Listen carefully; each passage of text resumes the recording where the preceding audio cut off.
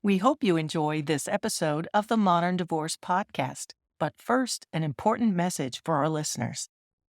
Hi there, listeners. I'm Billie Tarascio, the owner of Modern Law, and I'm here to talk to you about something that I believe can truly make a difference in people's lives. At Modern Law, we're all about helping individuals navigate the complexities of family law, and sometimes that involves dealing with alcohol-related issues. That's why I'm excited to tell you about SoberLink, our trusted partner and sponsor of the Modern Divorce Podcast. From real-time alcohol testing to its sleek and portable design, the tech of this device is top-notch. Facial recognition, tamper-proof results that are accurate and honest. This device can be court-ordered, or by listening today, you can receive $50 off your device by going to soberlink.com/modern. I stand by SoberLink because it works. I've seen it make a positive impact on countless lives. It's not just a device, it's a lifeline for those on their journey to recovery. We believe in empowering individuals to make positive changes in their lives. SoberLink is an invaluable partner on that journey, and I'm proud to endorse it. Again, visit www.soberlink.com/modern for $50 off your device and to learn more.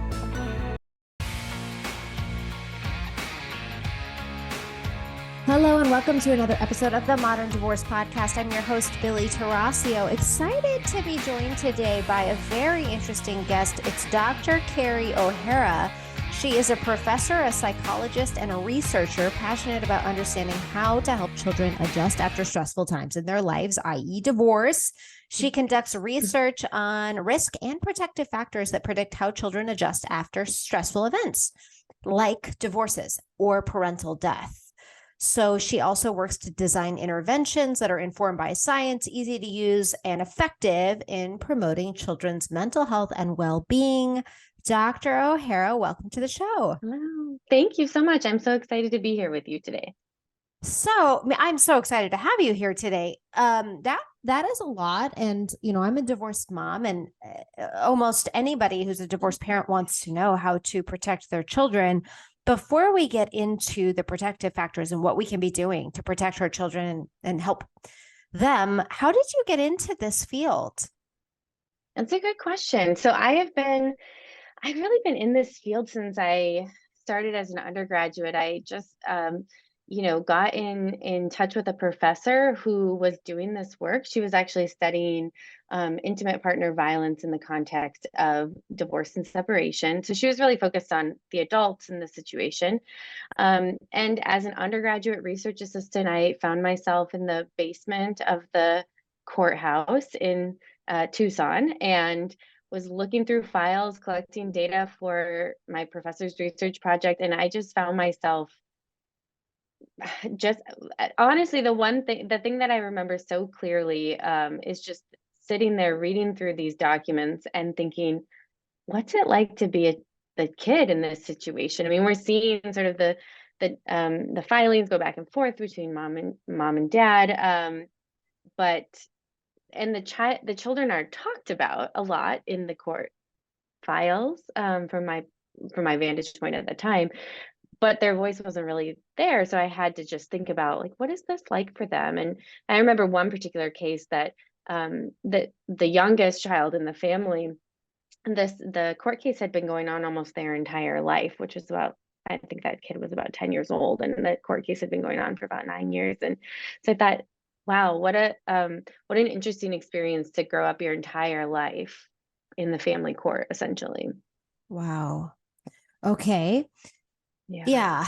And so what have you found is the impact on children of growing up in family court? Yeah. I think the thing is that the impact is not so straightforward. If I had to boil it down to one word, I would say it depends. There's so much variability. I think as a society, we've been asking this question for a long time. Is divorce bad for kids, right? That's what it really boils down to. We've been asking that question as a society, even as researchers, for decades. And the answer is not necessarily. When this research first started in the mid 80s, there was this preliminary research that was published that really created this alarmist view of the impact of divorce on kids. So the researchers concluded basically that the children, who experience divorce go on to suffer a lifetime of troubles, particularly in their relationships. But the problem is that the research methods that were being used in those early studies were biased in several ways, and so it really distorted the truth. But luckily, researchers have kept at it, really trying to understand this question and all of its, or this question and the answers and all of its nuance. So at this point, probably we are now 4 decades later, after hundreds of research studies, we know that yes, divorce does indeed increase the risk of that children will have problems. But there's so much more nuance to that story. First of all, across studies, again, yes, you do find this consistent, small in magnitude gap in adjustment across domains of a child's life. So social functioning, mental and physical health, academics, anything you can think of, basically. For children who experience divorce, yes, relative to their counterparts with continuously married parents, there is this overall smaller, or there's this gap in how well that they do. But the good news is that most children are incredibly resilient.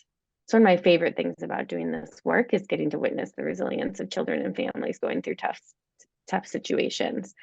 We even know that some kids show improvement, but we also know that there is this subset. The best research will tell us that it's about 20 to 25% of kids, compared, by the way, with about 10% in the general population of kids will go on to develop long-term problems.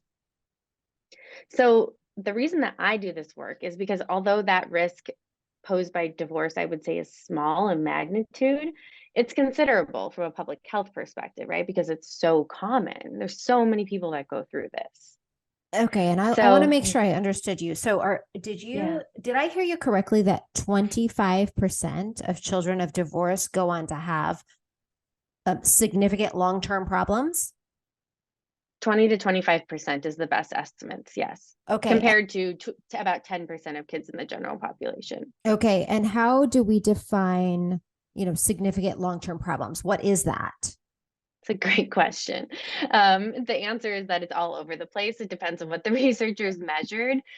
So we have, as a field, the research has gone on to look at things like mental health disorders, like diagnosable mental health disorders, physical health problems. A big thing that comes up, a lot of people have studied dysfunction in their own relationships or propensity to divorce themselves, right?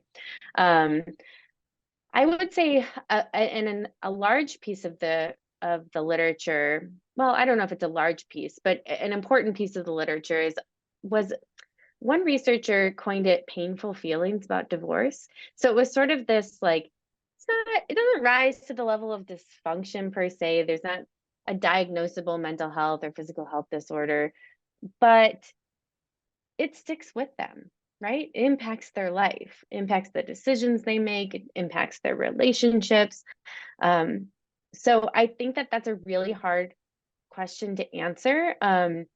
Because I think it's all of the above. And one of the reasons that I try to stay away from saying, well, first of all, there's nobody that can tell you your child is at risk for this, and this thing. The thing is that kids, they go on to develop problems in different areas of their life, and we can't really predict what's going to happen. It's different for every child. It's different for every sort of age and stage of their life as well. So that gets really tricky. And then the other thing is that I like to just stick with the, I guess, more informal understanding of people who have these difficult experiences, and maybe they don't fall under a certain label or into a certain box, but they're still impacted by it. And I still think that that's important. I can tell you in my own research, one thing I do a lot in my research is I talk to parents and kids who have gone through this, and I ask them about their experience, and I ask them for advice. What would they tell other parents? What would they tell other kids? Because I'm really trying to understand through this kind of merging of we have the research, we have the academics, but also lived experience, and how people can describe their own experiences, I think can be really powerful. And so one of the things that I have noticed is I will talk to parents. This has happened more times than I can count, where I'm talking to a parent who they are the ones that are going through this divorce right now with their child. Um, a lot of the families that I work with have ongoing high levels of conflict between the parents, and that's one of the big stressors. And I have so many times been with a parent who is in tears, not because they are thinking about what's happening now, but because they're remembering what their experience was as a child 20, 25, 30 years ago, whatever it is. So I'm asking them, how do we help your child cope today? And they are transported back in time to their own experiences, because so many of them have also been through this as children. So to me, that's a testament to kind of what those long-term effects can look like. Okay. So what I'm hearing is very consistent with everything I've read and with every fear that every parent has. Yeah. Luckily, you have some tools and some advice for us Yes. to make it less awful. Yeah, I think the most important thing for parents to know is that there's so much variability in that, in how children respond. You know, because of this research, it's sort of led us on this search for trying to figure out, okay, who's going to adjust well, who's not going to adjust well, how do we predict this? How do we intervene? How do we help? And what we found, to sum it up, is that it's not the divorce itself that hurts kids. It's the extent to which kids are armed with resources and tools that makes all of the difference in the world. And so that's actually really great news for parents, because parents have so much power to shape how their children experience this life transition. And we know that how children experience this life transition predicts how well they're going to do down the line. So even though it's, like you said, this is a really scary thing for a lot of parents. I've not met a parent yet in this situation who doesn't want the absolute best for their child, who doesn't want to do right by their child, who just wants to help their child through this. There's no variability in that. I've not found a parent yet who doesn't feel that way. And so, the question becomes, what do we do? We know that divorce is not an avoidable stressor. It happens, right? And it happens for really good reasons. Parents have really good reasons for getting divorced. We know that, yes, the stress of divorce can put kids at risk for negative consequences, but the question really doesn't become, do we get divorced or do we not get divorced? The question becomes, how do we combat the stress that the kids feel as they go through it? Right. And so that's one thing that I get so excited to talk to parents about, because when I look at the research as a whole, 4 decades of research, step back, look at it, there are things that come out that it's like, any research is not going to tell you do this and you will get this result. That just doesn't, unfortunately, it doesn't exist. But there have been real consistencies that have emerged over those decades in terms of what parents can do to help their kids through it. So I'd Okay. love to tell you about that. Yes, please. Yeah. Yeah. So the three things that I think about that sort of come to the surface for me when I look at this research as a whole are coping, conflict, and connection. Those are kind of the three pillars, if you will. These are the three ways that parents can really shield their child from that stress of the divorce and the negative outcomes that are associated with that stress. So there we have research-based backed strategies for parents to be able to do these things, help their children cope with stress, Reduce their exposure to conflict. That's a real tricky one. It's a really important one. And I was actually listening to another podcast a couple days ago, and they said relationships are our greatest resilience. And I think that that's true. We find that in this research as well, that the connection between a parent and a child is such an incredibly potent protective factor.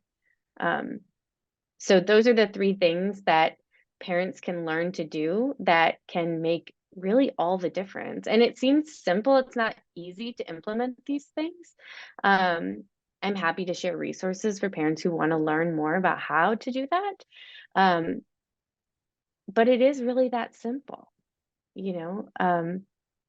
focusing on being very intentional about having a warm and supportive relationship with your child, practicing high quality parenting strategies, reducing their exposure to conflict, and then teaching them both by modeling and by coaching them how to cope with stress, because this is not the first or the last time that they're going to cope with stress in their life, right? And so if we can think of it as, okay, this stressful thing is happening to our family.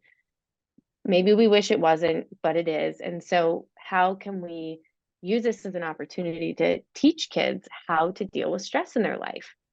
Because again, this is not the last time that's going to happen to them. And so can they come out the other side with some strategies that they can use to help themselves through tough situations? Okay. All right. So all of that makes sense. You are researching right now a particular course or video game. Can you Yeah. describe this? Yeah.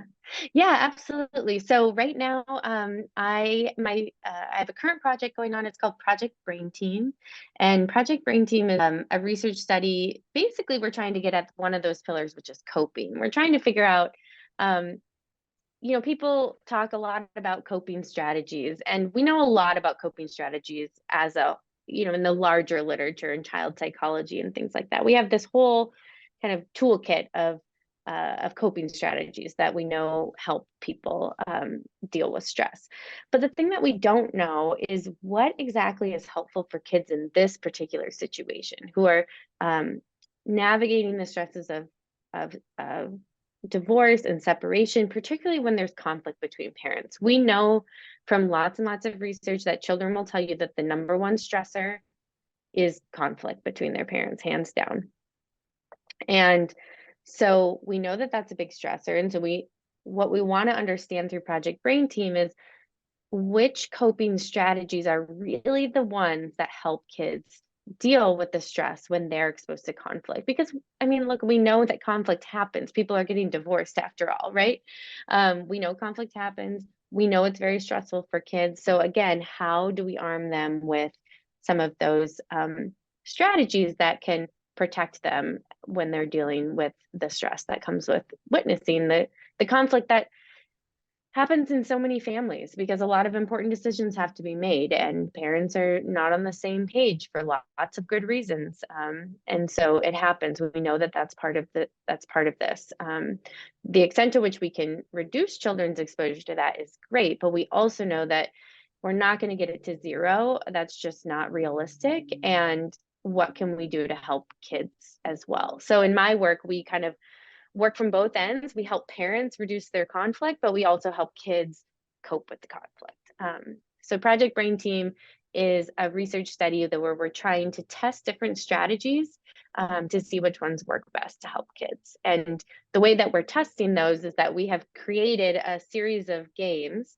And in each game, children learn a coping strategy. And then as they play the game, they learn the strategy, they start to practice that coping strategy in their life. We follow them over a period of time to see how well it's working for them. Awesome. Very cool. So, what are some of the coping strategies that we should be teaching our children? Yeah. Well, I can't totally answer that question yet until Project Brain Team is done. um, but I can tell you what some of the contenders are. One of the ones that we think are the ones that we're testing in Project Brain Team. And we didn't just pull these out of thin air, we pulled them out of the research literature the ones that we thought would be the most promising. And so in one game, we teach kids how to use their thoughts to help themselves feel better when stressful things happen. I know we've all had this experience where something stressful happens and our mind goes to the worst case scenario immediately, right?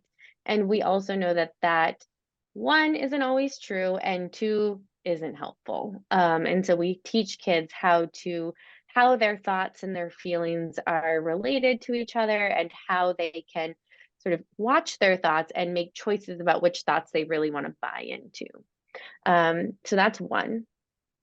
That's a strategy that's used basically in every child therapy or child coping program that's out there. It's very, very popular. Again, we don't know how well it works in this situation, but we do know that in general, that's a helpful strategy. So that's why we're testing that one.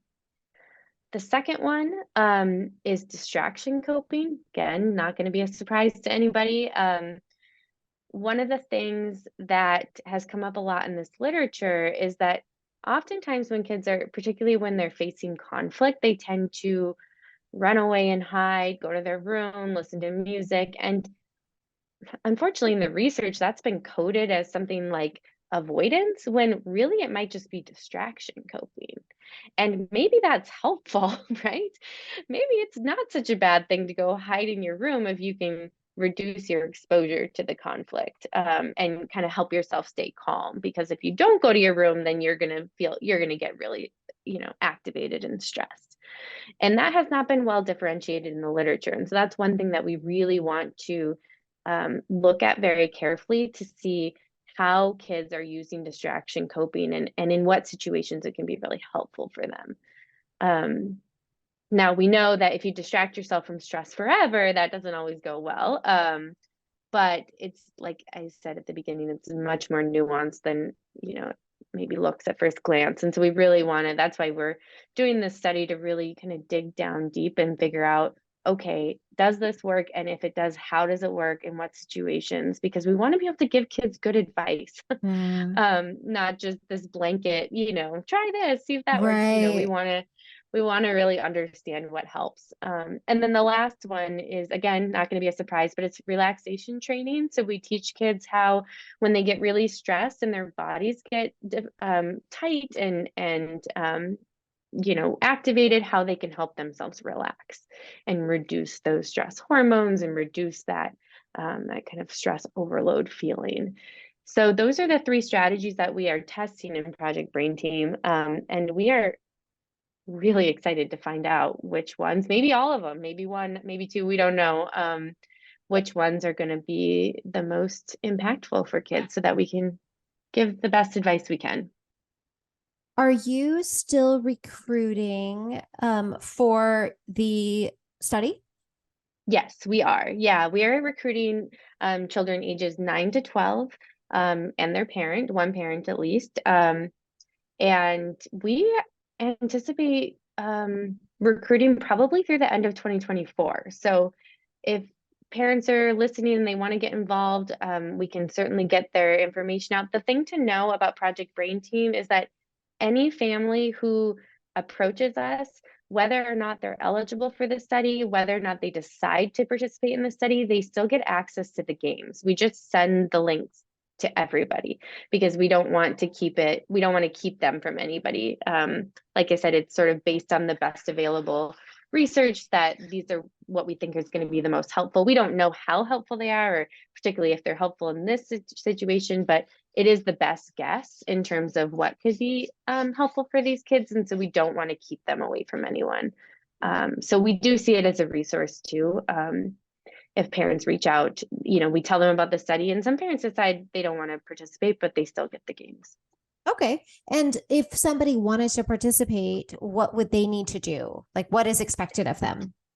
Yeah, great question. So, what participation looks like? So, basically, it's about a 6 week study. When they come into our study, it takes about 6 weeks. And what we ask is just a couple of minutes, 2, 3 minutes a day, for parents to take a very quick survey that tells us about their interactions with the other parent that day.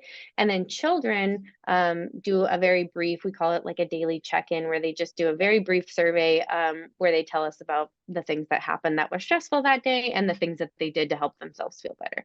We're trying to understand whether or not what they do with their stress over time and with what they learn in the games, if that changes. And if it does change, does it help? And so Right. that's what they do over the 6 weeks. And then also once a week, children play a game. So they get randomly assigned to play one, two, three, or all four of the games. There's the three games that I told you about, but there's an introduction game as well where they kind of learn some just some interesting facts about divorce, interesting facts about how feelings work, that sort of thing. Um, and so they will play that game once a week, and they'll practice the skill that they learn. And then let's see, the last thing is at the beginning, the end, and then 3 months later, we ask both the child and the parent to take a survey online that takes about 30 minutes. It's a little bit longer, but we offer a $50 e-gift card for both parent and child each time they take that 30-minute survey. So families can earn up to $300 in total if they go through the whole study.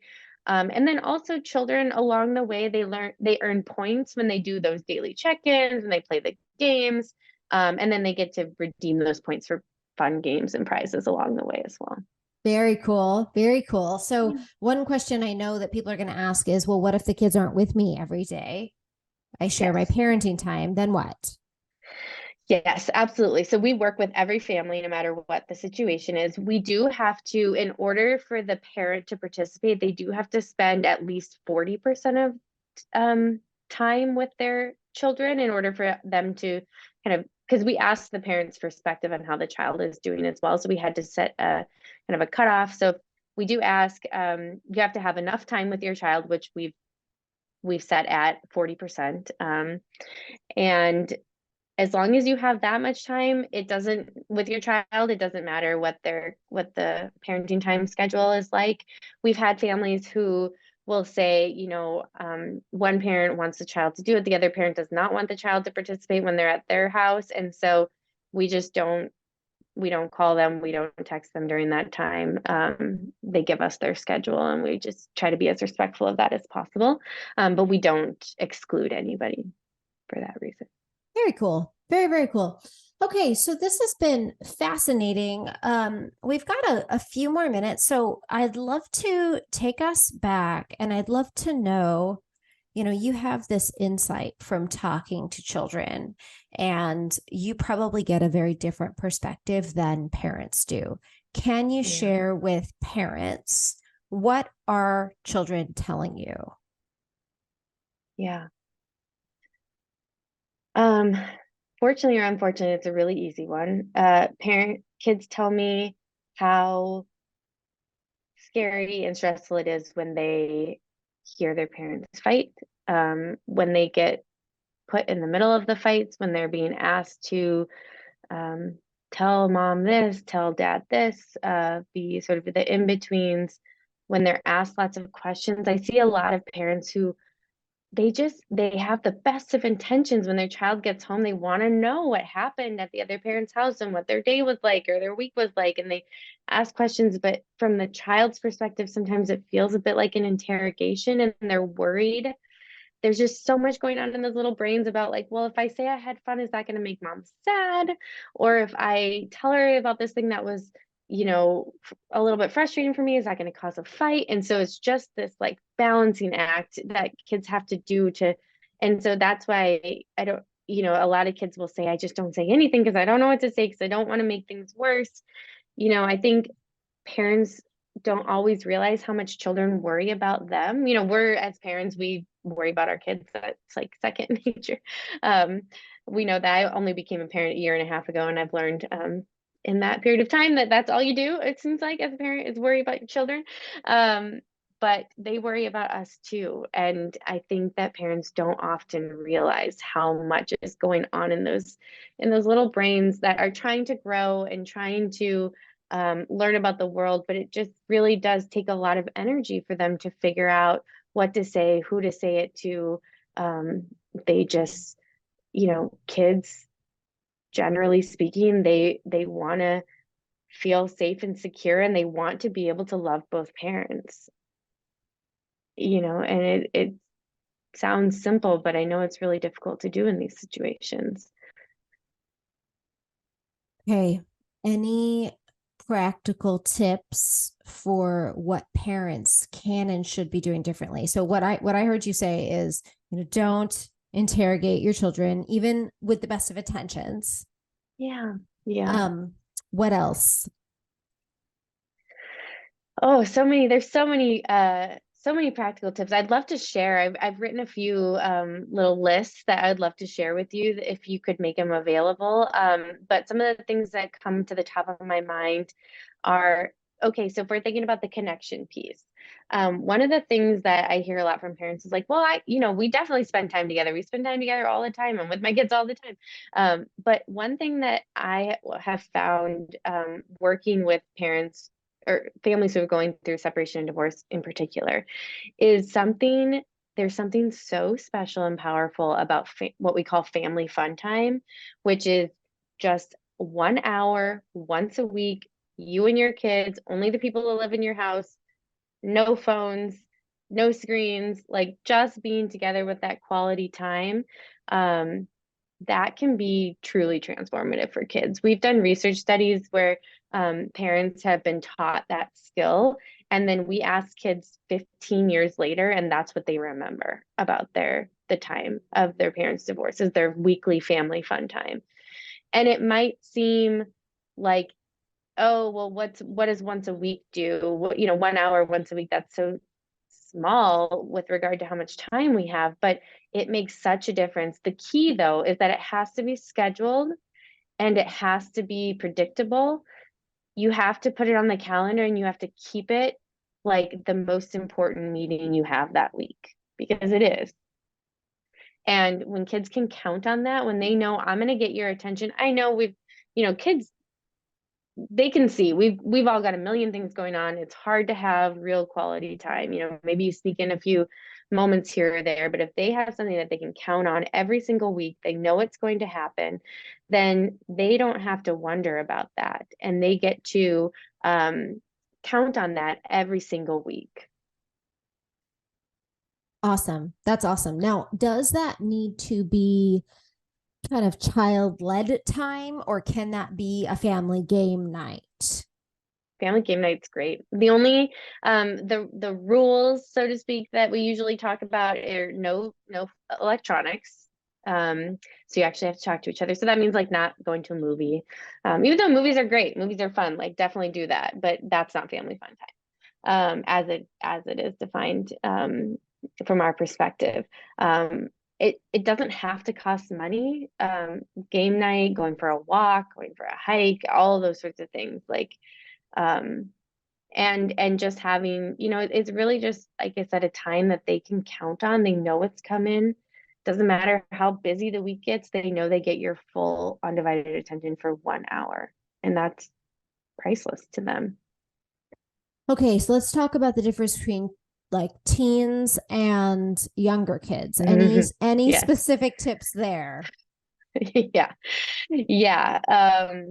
I have led groups where we teach this skill, and we'll see parents be like, there is no way I am going to get my 15-year-old to do this with us. Like, put their phone away for an hour. No, not gonna happen. It's tough, but I would say the best thing that you can do is stick with it. Mhm. Explain to them why it's important. Make a deal if you have to, but stick with it. I wouldn't force a teenager to stay. I don't, in my, I have a rule that I don't get into power struggles with teenagers or toddlers, because it doesn't typically go well. So, but keep inviting them, keep it on the schedule, see if they show up. See if they engage. Go at their pace, but don't just say, well, they're never going to do it, so we're not going to do this. Or we did it 3 weeks in a row and it was a disaster, so forget it. Just stick with it. Because part of the real point of it is to tell them, right, that you're there consistently in a predictable way. And so just by doing it, even if they don't engage or they break all of the rules, you're still getting the point across. Awesome. Awesome. Any other things that we need to know before I let you go? Yeah.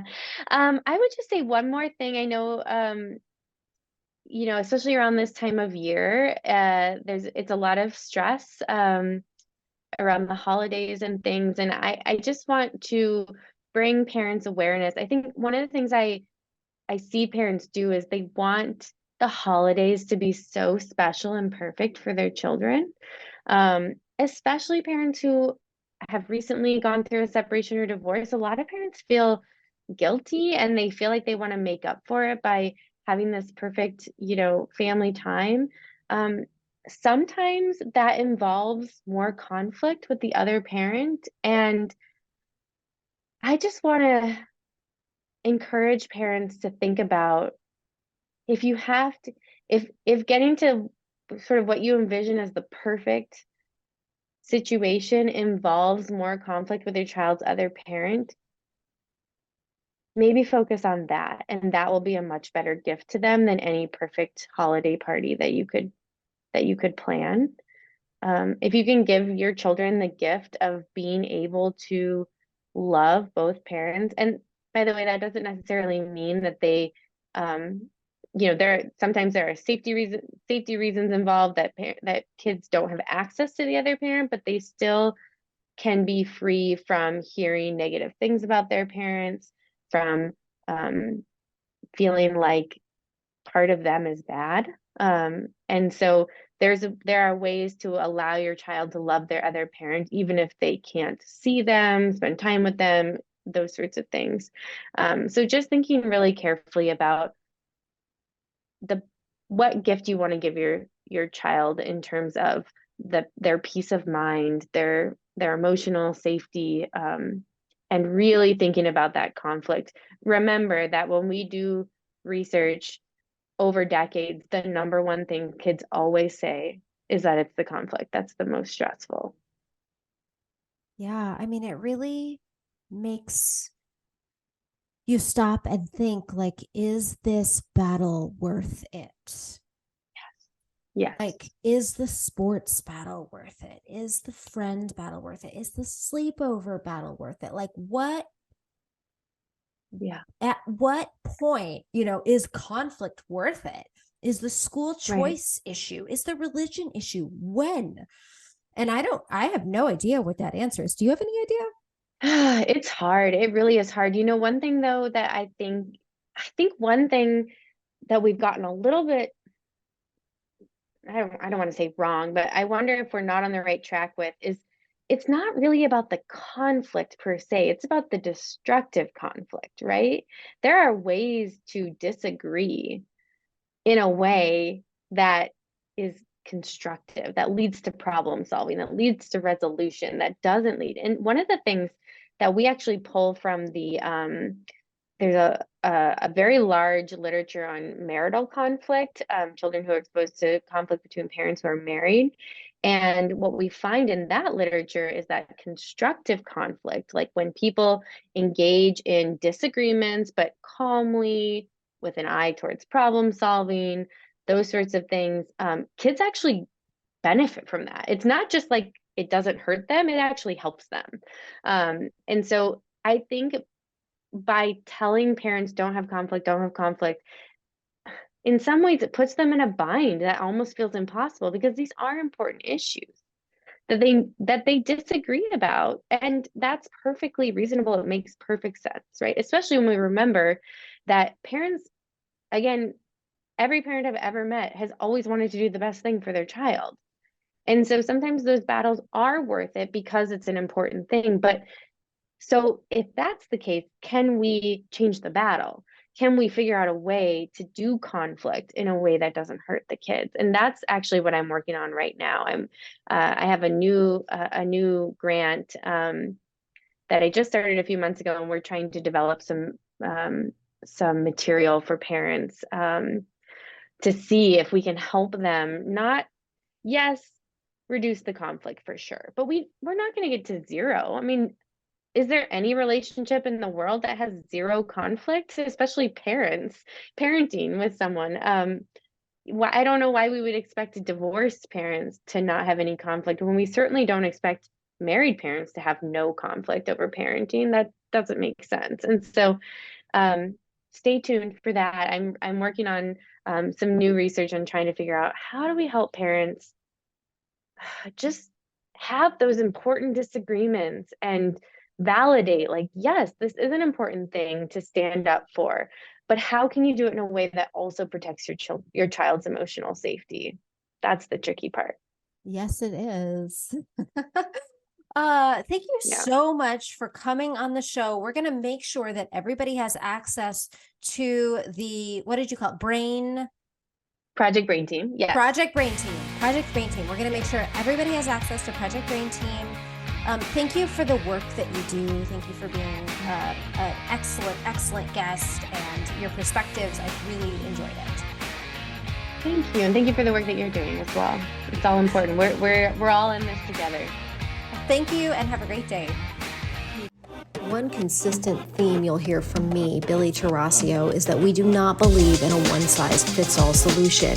That's why at Modern Law, you can find anything you need for your family law case. For the highest stakes litigation cases, we've got experienced family law attorneys who can offer you representation.